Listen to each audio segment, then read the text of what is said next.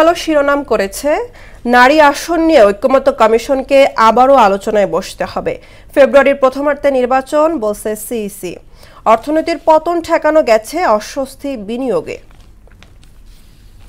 দৈনিক ইত্তেফাক, অন্তর্বর্তী সরকারের 1 বছর এখনো কাঙ্ক্ষিত মাত্রায় ঘুরে দাঁড়াতে পারেনি পুলিশ।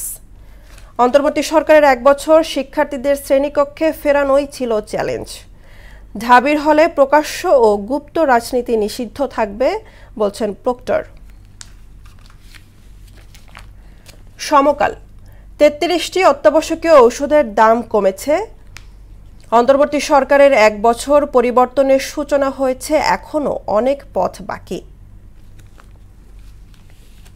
বাংলাদেশ প্রতিদিন, কি হচ্ছে ঢাকা বিশ্ববিদ্যালয়ে? হলে ছাত্র রাজনীতি নিষিদ্ধ, পক্ষে বিপক্ষে অবস্থান, উত্তপ্ত ক্যাম্পাস, ঝুলে আছে হাসিনার রেড নোটিশ।